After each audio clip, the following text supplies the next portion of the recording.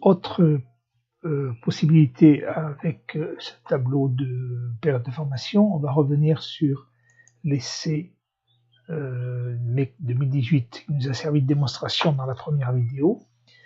On retrouve bien la totalité des informations choisies. Donc, comme je vous l'ai précisé, on peut ici archiver la période de formation. Ici, elle n'apparaîtra plus dans l'accueil PFMP. Elle n'est plus là, elle est dans la liste des périodes archivées. On l'a bien ici. Je peux revenir sur le détail et la réactualiser en décochant la case. Et à ce moment-là, lorsque je reviens dans l'accueil de la PFMP, la période revient. Je reviens donc sur cette période-là pour apporter quelques petites précisions. On a ici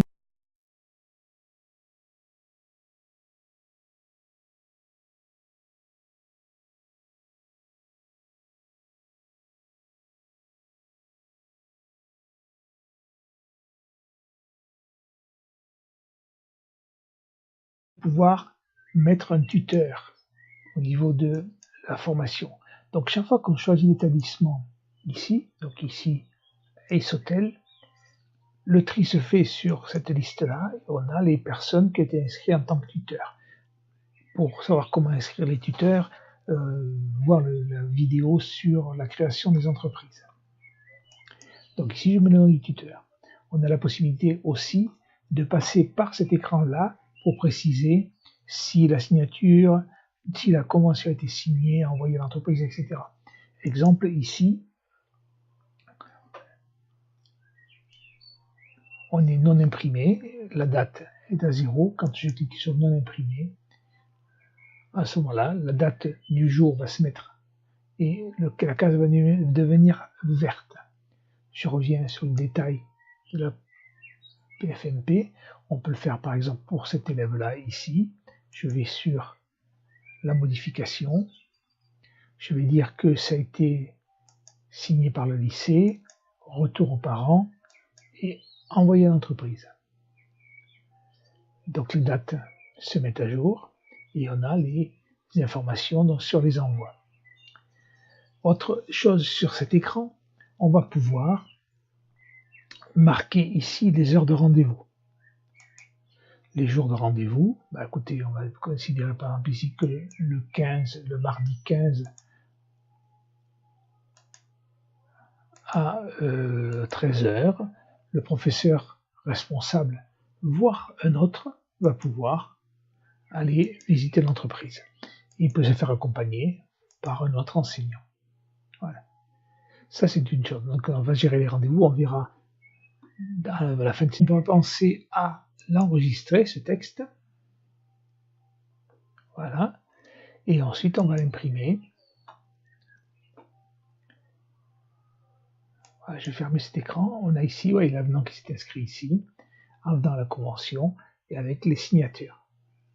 Voilà. Ça, c'est pour l'avenant des conventions.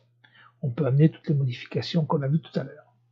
On peut imprimer ici la tête d'accompagnement, l'avenant, la convention, et on a ici la gestion des rendez-vous. Alors avant d'aller voir cette partie-là, on va revenir au niveau des détails de la PFMP. On a ici la totalité des personnes qui font la visite. Donc je vais choisir ici, on va dire que cet enseignant, Brepas, va se charger de faire la visite de certains établissements. Celui-ci, celui-ci et celui-ci est là, ici. Donc j'ai sélectionné les 4. En haut, on a bien le nom de la personne qui fait une visite et je clique ici sur visite. On a ici, donc vous voyez, les noms se sont mis à jour en fonction de cette visite-là. Maintenant, notre enseignant va faire d'autres ici, ici, ici, et pourquoi pas les autres. Voilà. Et on va cliquer ici. On a donc maintenant la totalité des visites qui sont organisées. Il est évident que si on peut ne pas gérer les horaires comme on vient de le voir ici, c'est-à-dire que au niveau de la modification, on a bien le nom de l'enseignant qui est bien précisé, mais il va falloir noter à chaque fois les heures, au moins le jour, si on n'a pas l'heure, mais au moins le jour, pour arriver à avoir les dates des rendez-vous. Bien, donc on va essayer de marquer ces dates ici, le 14, et on a les visites qui sont notées ici en bas de l'écran. On sait qui va les visiter, à quelle heure et quel jour. Donc pour cette gestion des rendez-vous, ça va permettre, lorsqu'on clique sur gérer les rendez-vous, de prendre l'enseignant qui s'appelait ici Bob Repas,